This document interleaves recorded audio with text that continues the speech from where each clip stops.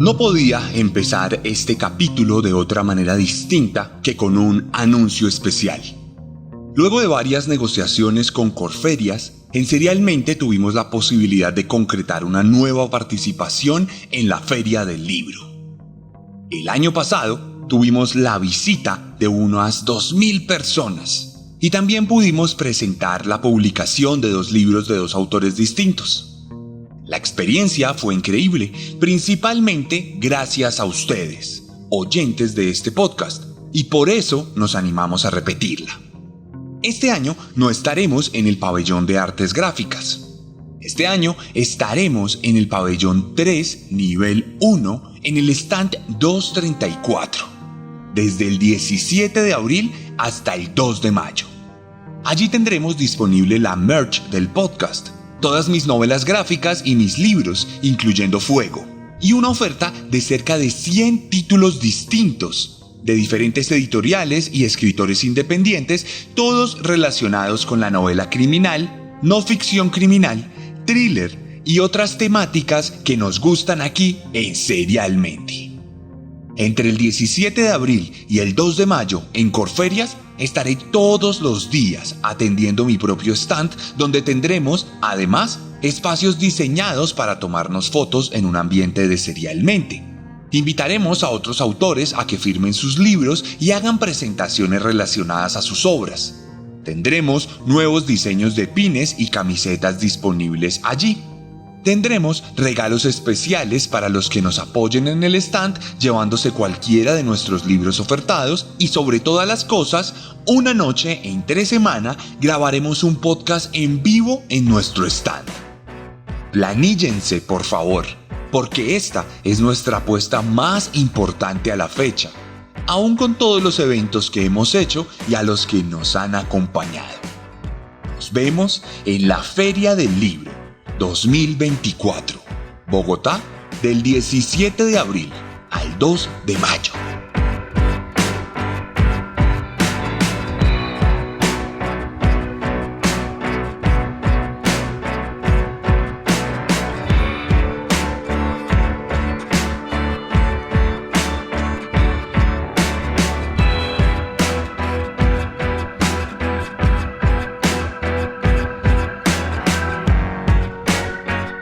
Y como hoy hicimos un anuncio especial, también tendremos un capítulo especial. Vamos a hablar de uno de los asesinos más tristemente famosos que han llenado recientemente los titulares de la web. Un hombre que aterrorizó a miles de personas durante 3 décadas distintas y cuya historia se creía misteriosa y secreta hasta hace apenas unos pocos años. Hoy les voy a contar la historia de un hombre que fue una sombra. Una de las historias más esperadas de Serialmente. Hoy les voy a contar la historia de Joseph James DeAngelo, el asesino de Golden State.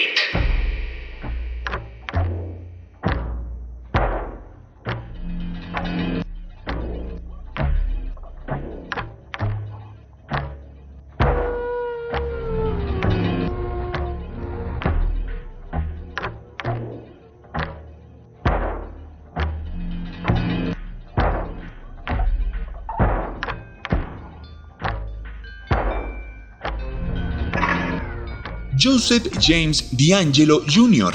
nació el 8 de noviembre de 1945 en Bath, Nueva York, en el seno de un hogar compuesto por una ama de casa y un sargento del ejército de los Estados Unidos, quienes tuvieron un total de 4 hijos, 2 mujeres y 2 hombres, de los cuales Joseph fue el tercero. Aparentemente, la infancia de DeAngelo estuvo condicionada por la violencia sexual desde muy pequeño, pues una de sus hermanas, Connie, tuvo una experiencia terrible de la que su hermano fue testigo, lo que probablemente condicionó a su vez el libre desarrollo de la personalidad del joven en lo concerniente al sexo, a la posesión y al control violento. Se dice que Connie fue abusada por un grupo de soldados que se aprovecharon de ella en una base militar en Alemania Occidental, donde su padre fue trasladado durante algunos años. Pero además de eso, la otra hermana de Joseph, Rebecca, siempre aseguró que su pequeño hermanito fue abusado en reiteradas ocasiones por su propio padre, algo que el futuro asesino no se animó a negar o confirmar en ningún momento posterior.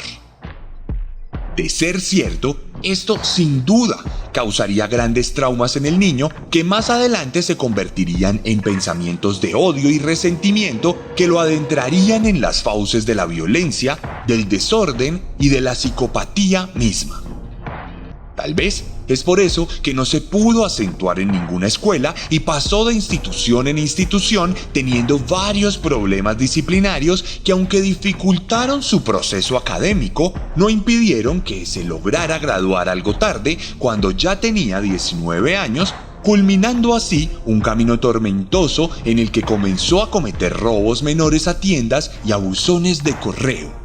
Mientras que, según sus allegados, también se decantó por la tortura y el sacrificio de animales domésticos, lo que constituye un lugar común en la juventud de muchos de los protagonistas de Serialmente.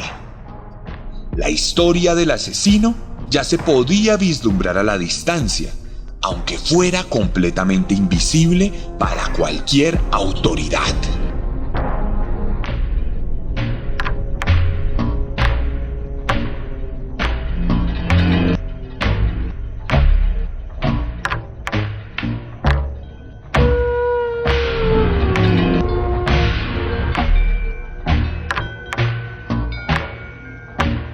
Ya convertido en un joven adulto, DeAngelo siguió los pasos de su padre y se enroló en el ejército.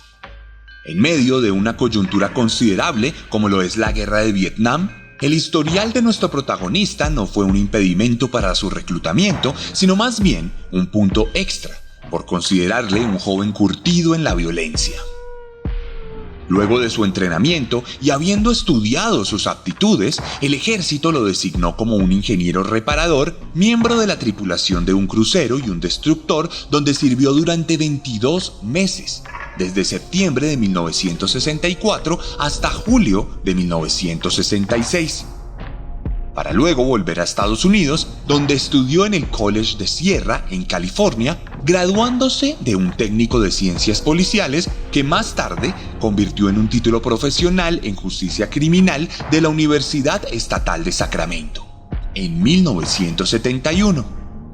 Por esta época, conocería a una enfermera con la que tendría una relación de poco más de un año, la cual, por demás, le enseñó a mentir en los exámenes de psicología, lo que sería crucial para su vida profesional.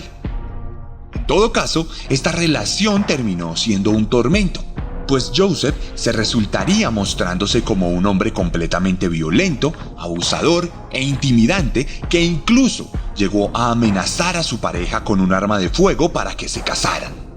Volviendo a lo profesional, el camino académico recorrido devendría en el ingreso de Joseph a las fuerzas policiales, inscribiéndose inicialmente en estudios de posgrado y entrenamiento policial en el Departamento de Policía de Roseville, California. Entonces llegamos a una historia que ha pasado miles de veces, pero que casi nunca se ha contado porque el status quo se ha preocupado meticulosamente por ocultarlo. DeAngelo era un hombre tremendamente violento, de vocación criminal y poco respeto por los demás seres humanos. Un cóctel explosivo que resultó siendo conferido de una autoridad tremenda cuando fue contratado como policía profesional, uniformando así su psicopatía y brindándole una impunidad que luego, durante mucho tiempo, fue protegida por la institución para la que trabajaba. Como muchos agentes, Joseph James era una mala persona, cobijada por la protección cómplice de la policía. Como muchos agentes, se aprovechaba de su uniforme para poder hacer el mal, y cualquier queja o denuncia al respecto sería considerada insurrección.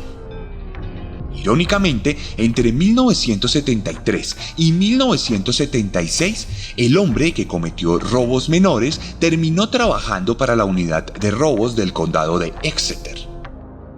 En ese punto de su vida conocería a Sharon Huddle, con quien entablaría una relación que en noviembre del 73 se convertiría en un matrimonio formal y duradero, del cual resultarían 3 niñas que siempre aseguraron que su padre las trató con respeto, con amor y con una incondicionalidad envidiable. Su esposa, por su lado, siempre lo vio como un esposo modelo que tenía que ausentarse frecuentemente de casa debido a su trabajo y que siempre se preocupó por el bienestar de su familia, llegando incluso a comprar una casa en un cómodo barrio de clase media. En 1976 sería trasladado a Auburn, donde sirvió hasta 1979 cuando fue descubierto robando una tienda, lo que le valió una condena de 6 meses de libertad condicional y un posterior despido en el que se dice que sacó su peor faceta, llegando incluso a amenazar de muerte a su jefe, acechando la casa de su familia en las noches como si fuese un vaticinio de lo que vendría más adelante. En todo caso, esta sería la vida conocida y pública de Joseph James DeAngelo hasta 1979. Lo que pasaría bajo la luz de los reflectores y lo que quedaría registrado en los álbumes familiares. No obstante, era la realidad más mentirosa, pues la verdadera realidad se fraguaba en las sombras, en las noches y en las escapadas furtivas que siempre eran pasadas a California, donde se cree que cometió una serie de crímenes que principalmente consistieron en pequeños robos y saqueos a casas y almacenes pequeños que le llegaron a brindar una fama anónima en la que fue llamado el gato ladrón de Córdoba, el saqueador de Exeter y el saqueador de Visalia. En este periodo se cree que llegó a cometer por lo menos 120 robos reportados a la policía y un asesinato del que más tarde sería acusado y que confesaría haber cometido, aunque no se brindaron detalles ni pruebas contundentes en el marco del caso.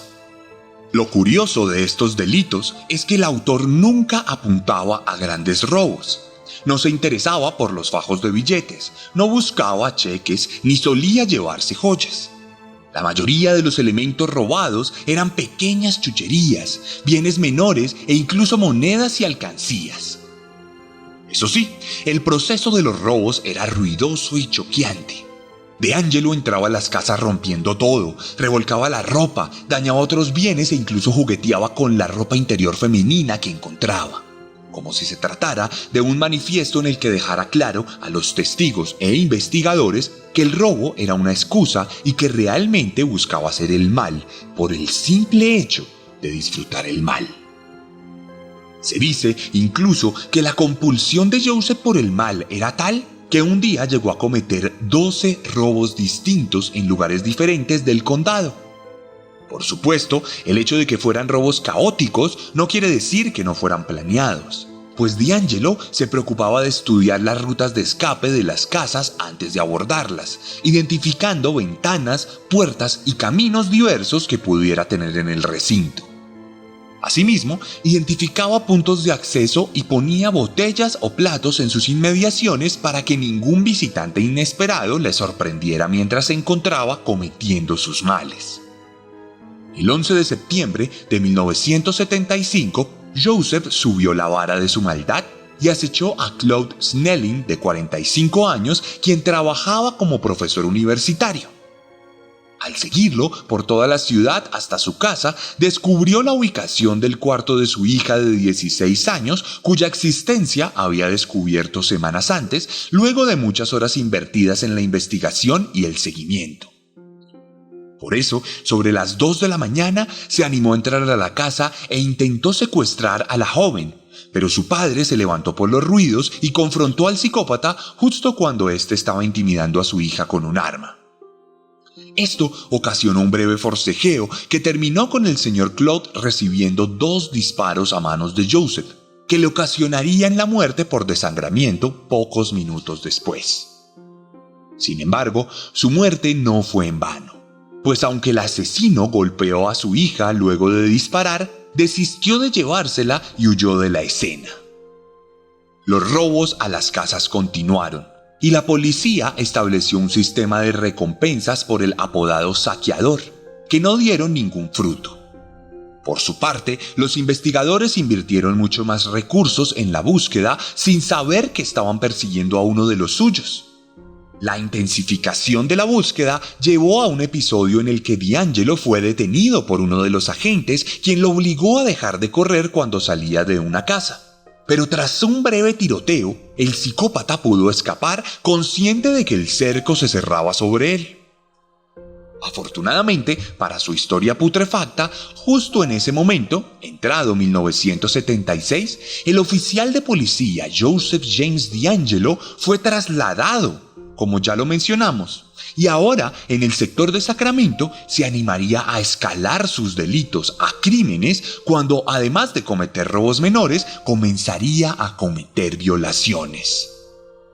Inicialmente, sus actos se expandieron por el este de Sacramento, por lo que rápidamente se ganó el apodo de El Violador del Área del Este, quien comenzó a ser conocido entre las autoridades porque apuntaba a barrios de clase media donde ubicaba mujeres que vivían solas, identificaba perfectamente las rutas de escape y actuaba de forma fulminante durante la noche. En este punto no se había entregado completamente al asesinato como fin último.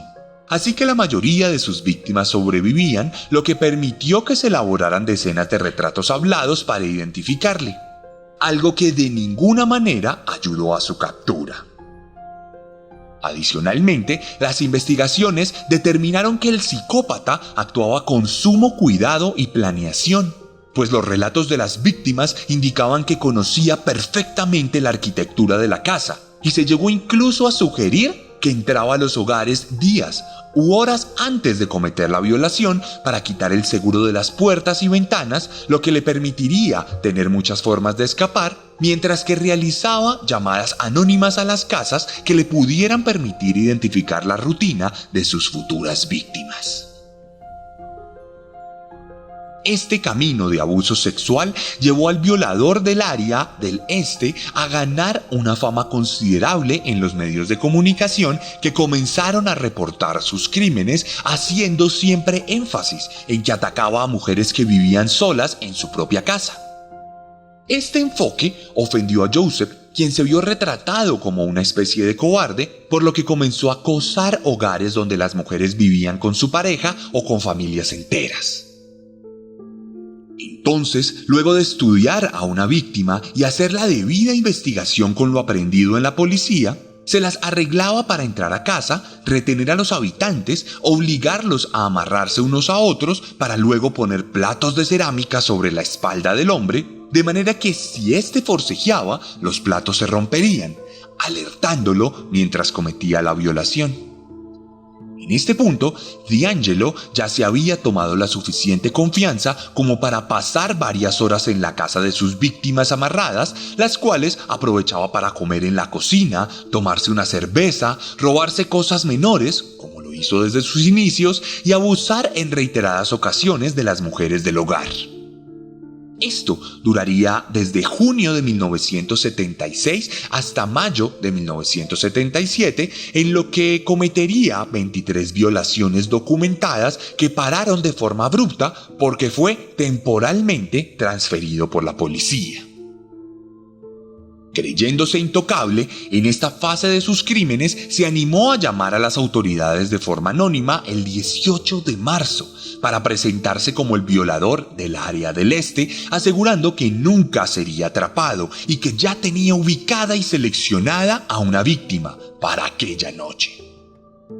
Los crímenes volverían a ocurrir en septiembre de 1977 y las violaciones se extenderían hasta 1979 de forma continuada, llegando a ser un total de 50, por lo menos en esta fase.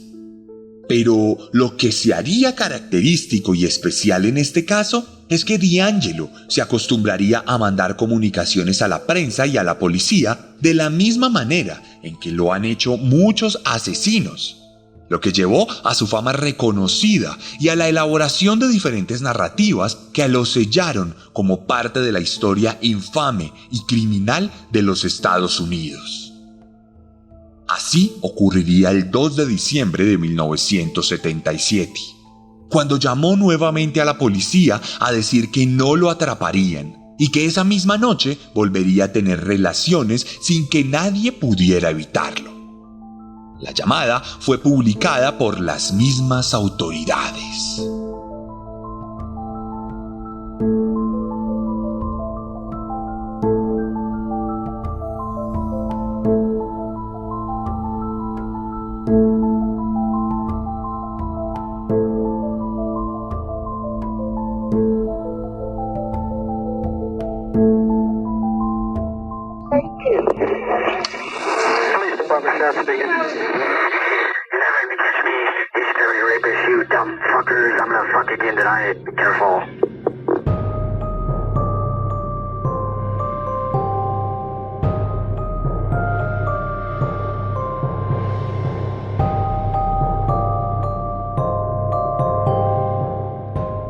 Todo indica que el placer de Joseph James DeAngelo no solo radicaba en sus crímenes, sino también en el hecho de que estos fueran reconocidos y comunicados, pues de forma progresiva su afán de hablar con la prensa y la policía se fue multiplicando y fue transgrediendo otras formas de comunicarse, ya que de las llamadas pasó a las cartas e incluso a los poemas, tal como lo haría en diciembre de 1977 cuando envió una carta a la alcaldía de Sacramento con un escrito titulado El ansia de la emoción.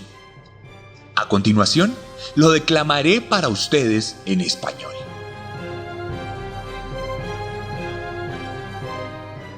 El ansia de la emoción. Todos aquellos mortales que sobreviven al nacimiento, al enfrentarse a la madurez, hacen inventario de su valor para la sociedad imperante. Elegir valores se convierte en una tarea. Uno mismo debe buscar satisfacción. La ruta elegida desenmascarará el carácter cuando los planes entran en acción. Aceptar algún trabajo que realizar con un sueldo fijo, pero con la promesa de más, es una norma socialmente reconocida, al igual que el decoro, la búsqueda de la tradición. Tener logros mientras otros trabajan debe ser causa de merecida fama. El ocio tienta a la búsqueda de emociones.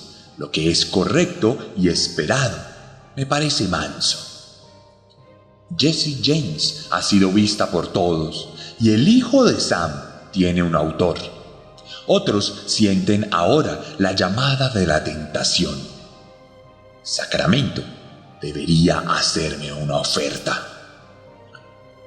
Para la película de mi vida, que pagará mi exilio planeado, justo ahora me gustaría añadir a la esposa de un señor de la mafia a mi archivo. Tu violador del área del este y merecida peste. Nos vemos en la prensa o en la televisión.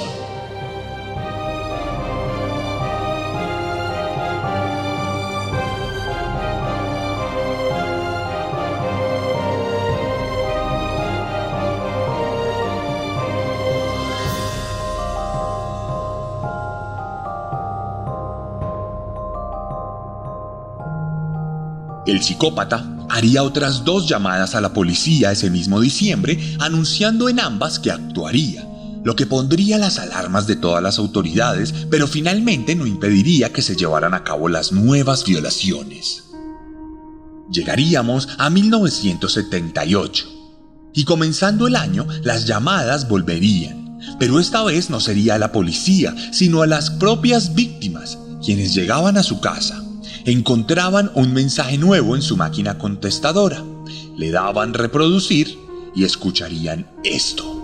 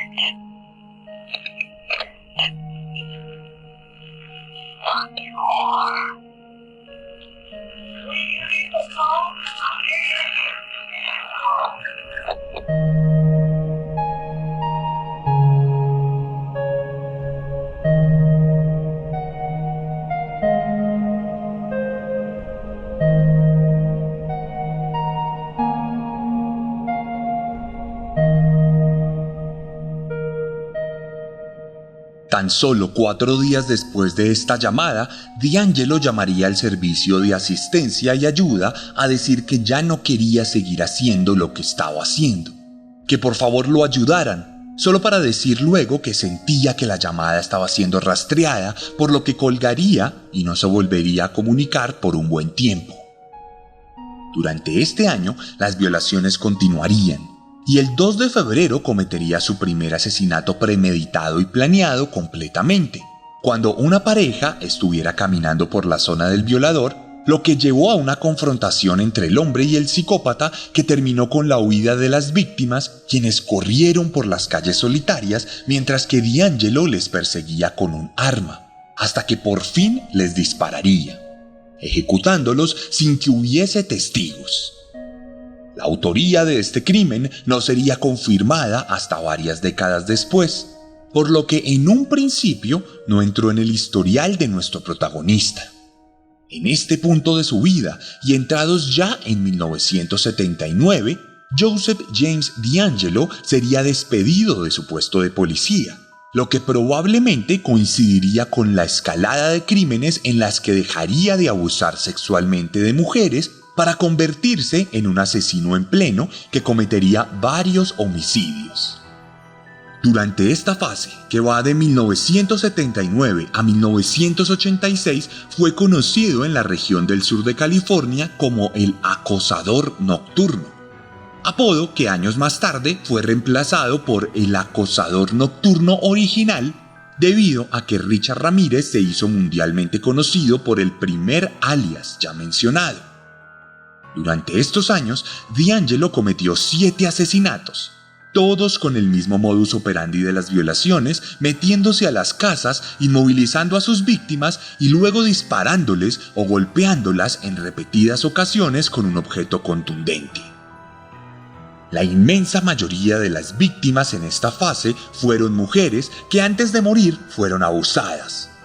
Algunos asesinatos fueron dobles por tratarse de una mujer acompañada, y aunque todo conectaba esta forma de actuar con la de los crímenes ya mencionados, la policía no ligó al acosador nocturno original con el violador del área del este, porque se encontraba en lugares distintos de California y porque el segundo no solía asesinar, mientras que el primero sí. Joseph James D'Angelo nunca fue ni siquiera ubicado como sospechoso de ninguno de los crímenes, y así seguirían pasando los años.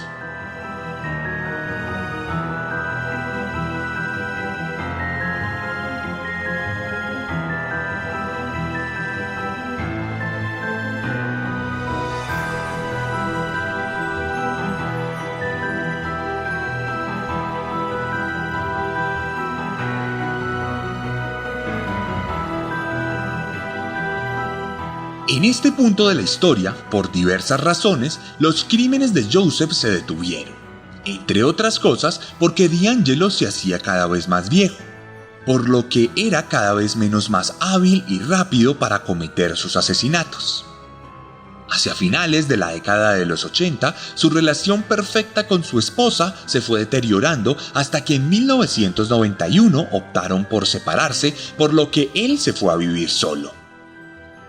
Durante estos años trabajó como mecánico de camiones en una cadena de supermercados, empleo que duró el resto de su vida productiva hasta 2017, cuando se jubiló. El único problema legal que tuvo en todo este tiempo fue en 1996 cuando intentó no pagar por la gasolina, por lo que fue detenido, aunque rápidamente liberado. Si bien se cree que no hubo crímenes en esta época, podemos inferir que D'Angelo sí sentía la nostalgia de sus actos, razón por la cual en 1991 llamó a una de sus víctimas para recordarle la violación y más adelante, en 2001, volvió a llamar a otra de sus víctimas a preguntarle si recordaba cuándo jugaban. Aún cuando los crímenes parecieron detenerse, la investigación continuó. Y en la década de los 2000, con las nuevas tecnologías concernientes al ADN y estudiando los modus operandi de los crímenes, se pudo determinar que todos estos fueron cometidos por la misma persona. Este proceso, que tardó varios años, dejó como resultado la creación de un nuevo alias para evitar confusiones, por lo que desde entonces Joseph James D'Angelo pasó a ser conocido como el asesino de Golden State.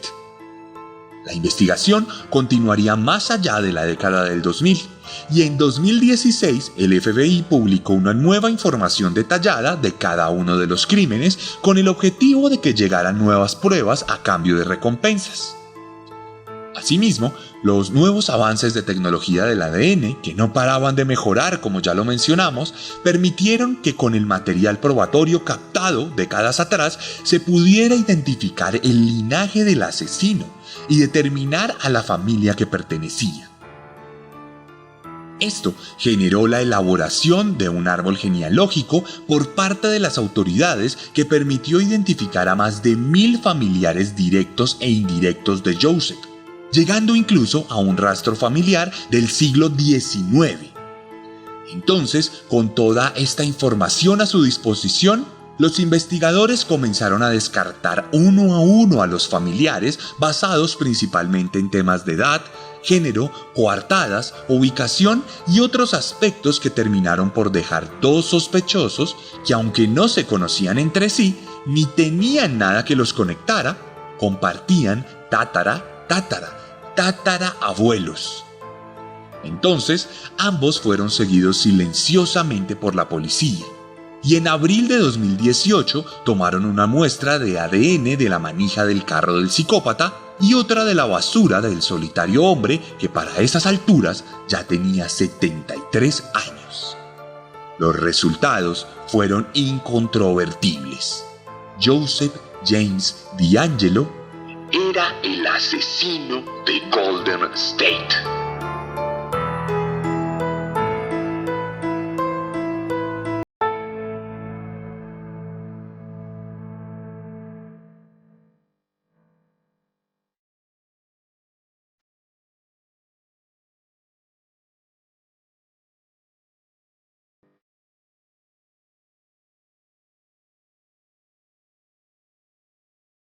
El 24 de abril de 2018, la policía arrestó a Joseph James D'Angelo en el patio de su propia casa y fue acusado de 8 cargos de asesinato en primer grado. El 10 de mayo recibió otras 4 acusaciones de asesinato. El anciano asesino aceptó varios de los cargos, asegurando que una voz interna llamada Jerry le había obligado a hacerlo y que esa voz desapareció mágicamente en 1986. Sobre esta teoría, el mismo Joseph diría lo siguiente: no tenía la fuerza para sacarlo de mí. Él me hizo. Él vivía conmigo. Estaba en mi cabeza porque era parte de mí. Yo no quería hacer nada de lo que hice. Cuando lo pude sacar de mí, tuve una vida feliz. De todas maneras, yo sí hice todo eso. Destruí sus vidas. Así que ahora tengo que pagar el precio. Lamentablemente, D'Angelo no pudo ser juzgado por los robos y las violaciones cometidas, pues éstas ya habían prescrito según la ley. Aunque el juicio por los homicidios sí continuó de forma ininterrumpida, llegando a un total de 13 asesinatos. El Estado estimó que la investigación de todos los crímenes de Joseph, así como las respectivas indemnizaciones, costaron unos $20 millones a los contribuyentes. Inicialmente se habló de la pena de muerte, algo que D'Angelo trató de evitar buscando un trato con la justicia. Así, en agosto de 2020, el asesino de Golden State se declaró culpable de 13 homicidios y 13 secuestros, por lo que recibió una serie de 12 condenas de cadena perpetua consecutivas, sin probabilidad de libertad condicional. El asesino de Golden State por fin había dejado de ser un mito para convertirse en una putrefacta realidad.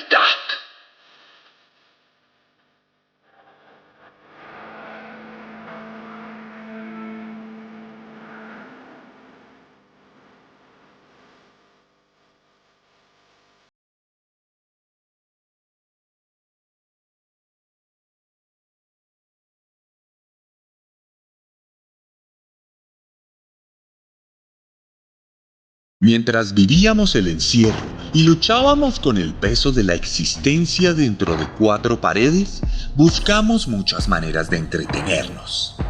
Algunas de ellas involucraban noticias. Por eso, estoy seguro de que muchos de los que escuchan este podcast recuerdan haber visto a un anciano decrépito vestido de naranja compareciendo ante un estrado con un tapabocas y una máscara de plástico que lo protegía del implacable COVID-19. Parecía increíble, pero aquel anciano purulento y lleno de manchas en la piel era el responsable del terror absoluto que vivió California en la década de los 70 y los 80. Hoy en día, Joseph James D'Angelo vive en un encierro solitario con custodia protectora en la prisión estatal de California. Su voz interna ya no existe. Sus recuerdos se están disipando en la maraña maltrecha de la memoria senil. Su esposa legalizó su divorcio y sus hijas se han negado a visitarlo de forma periódica. De su entrega a los placeres violentos y a la adicción al control desmedido, no ha quedado absolutamente nada para rescatar. Al final, todo siempre pasa.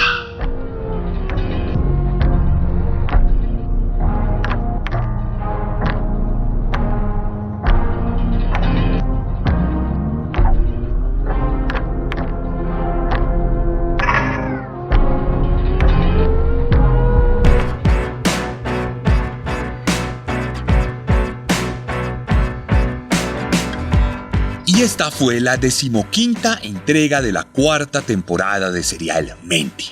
Estamos muy felices de llegar a tal vez la mitad de esta temporada. No sabemos hasta dónde vamos a ir. Por lo pronto, les cuento que entramos en fase de Feria del Libro. Falta un mes desde el próximo miércoles para la Feria del Libro, así que nosotros nos vamos a encargar de hacer una seguidilla de capítulos especiales que llegarán hasta el día de la Feria del Libro, en los cuales traeremos invitados especiales para ustedes, principalmente autores de libros que estoy seguro que les pueden interesar.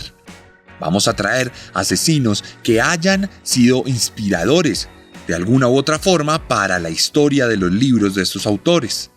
Y también vamos a traer otros que de alguna u otra forma pudiéramos analizar con base en la expertise de estos autores.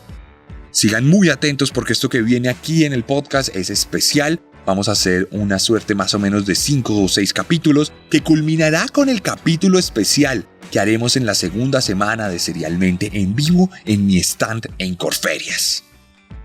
Les recuerdo por demás que pueden seguirme en mis redes sociales que me encuentran como @el_arracadas. Allá les voy a dejar una publicación para que le den like, la comenten y la compartan sobre este nuevo capítulo y me cuenten qué les pareció, me cuenten sobre la Feria del Libro y me cuenten todo lo que tienen en mente. Asimismo, allá también pueden ordenar sus libros o su merch de Serialmente. Hacemos envíos a toda Colombia. Escríbame por cualquiera de mis libros porque si le gusta mi forma de narrar, le va a encantar mi forma de escribir. Recuerde que si está en México puede encontrar todos nuestros elementos en chunchos.mx. chunchos.mx. No siendo más, nos despedimos por esta semana. y nos encontramos para escucharnos el próximo miércoles con un nuevo monstruo y un invitado. Porque recuerden que siempre podemos ser peores.